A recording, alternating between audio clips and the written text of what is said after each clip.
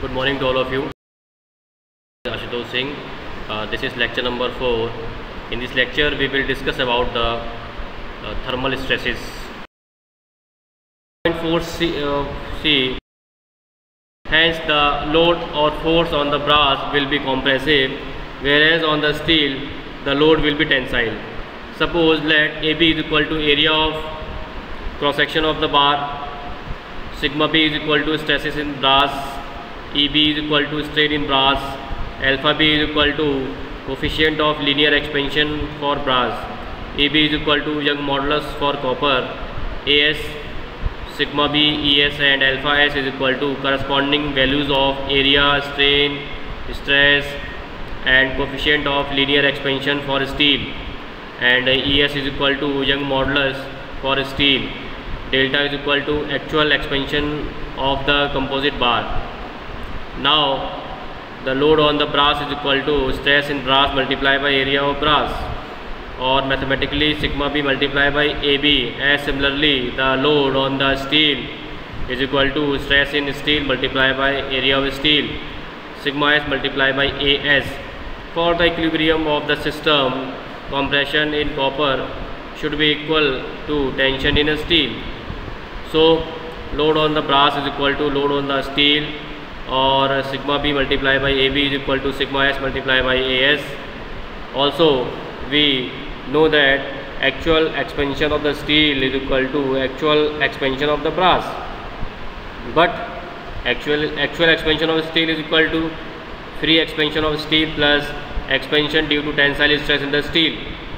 So alpha S T multiplied by L plus sigma E divided by E S multiplied by L, and actual expansion of copper is equal to free expansion of copper minus contraction due to compressive stress induced in the brass.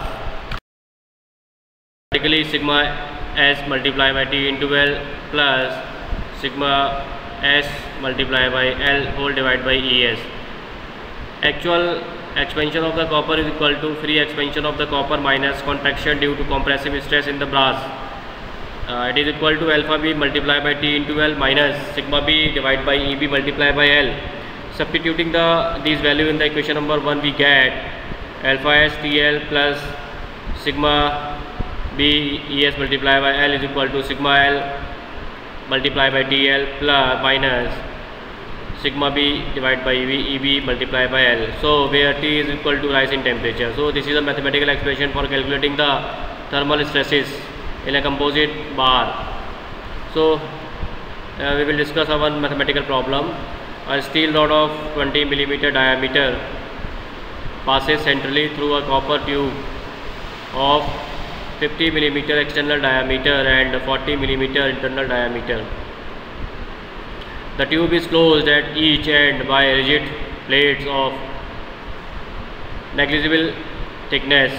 The nuts are tightened lightly on the projecting parts of the machine. So therefore the diameter of the steel is equal to 20, area of the steel is equal to AS is equal to pi by 4 d square.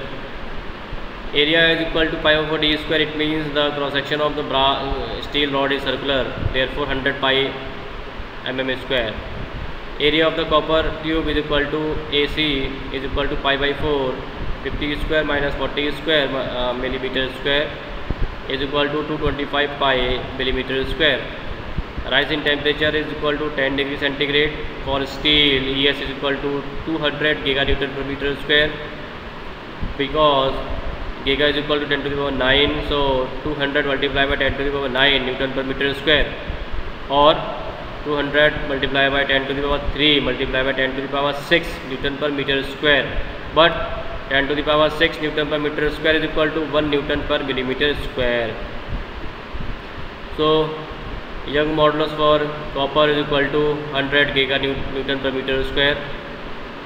Expansion coefficient for steel and coppers are 12 multiplied by 10 to the power minus 6 per second and 18 multiplied by 10 to the power minus 6 per second. Elongation of bar due to its own weight. Figure 1.25 shows a bar AB fixed at end A and hanging freely under its own weight. L is equal to length of the bar, A is equal to cross section of the area of the cross sections, E is equal to Young modulus for the bar material, W is equal to weight per unit volume of the material. Consider a small strip of thickness dx at a distance x from the lower end.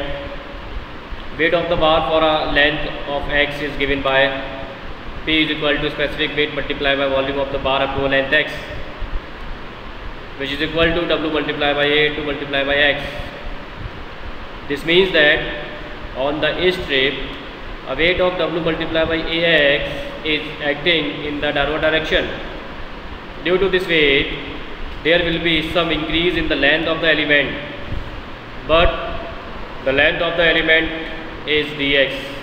Now the stress on the element is equal to weight acting on the element divided by area of the cross section, but the weight of the element is equal to WAX whole divided by A. Cancel out A, we get the stress on the element is equal to W multiplied by X. The above equation shows that the stress due to self weight in a bar is not uniform because it is a function of X. It depends on X.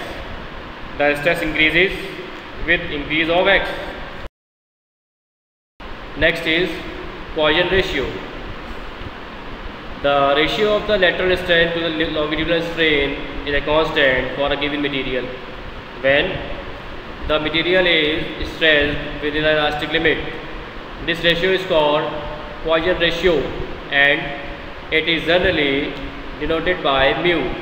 Mathematically, the Poisson ratio mu is equal to lateral strain divided by linear strain in equation 2.3, or lateral strain is equal to mu multiplied by longitudinal strain, as the strain is opposite in sign to longitudinal strain. Hence, algebraically, the lateral strain is written as lateral strain is equal to minus mu times of longitudinal strain. The value of Poisson ratio varies from 0.23 to 0.33 for rubber. Its value ranges from 0.45 to 0.450. So now we will solve one problem based on Poisson ratio. Determine the change in length, width, thickness of a steel bar which is 4 meter long, 30 millimeter wide and 20 millimeter thick, which is subjected to an axial pull of 30 kilonewton in the direction of its length. Take E is equal to 2 multiplied by 10 to the power 5 Newton per millimeter square and the Poisson ratio is equal to 0.3.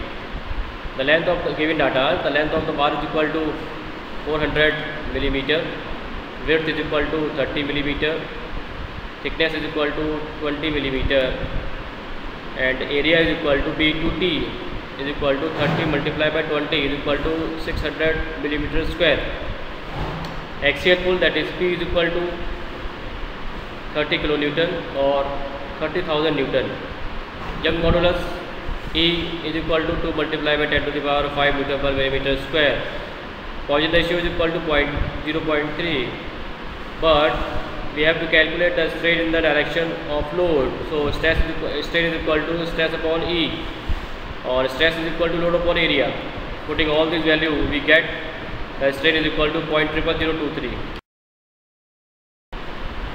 But the longitudinal strain is equal to del L by L.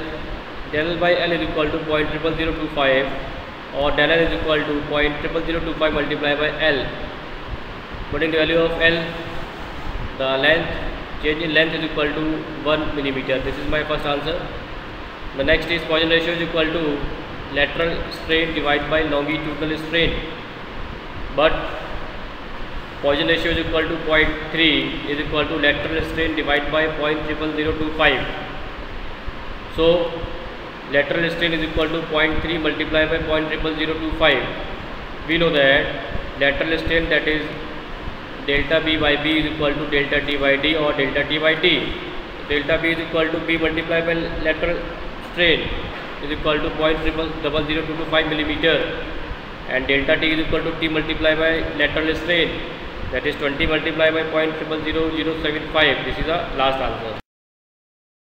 In this lecture we will discuss about the basic concept of thermal stresses and the stresses induced in a composite bar and basic mathematical expression of Poisson ratio and application of Poisson ratio.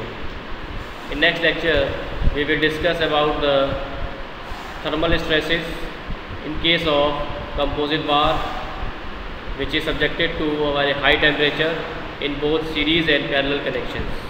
Thank you.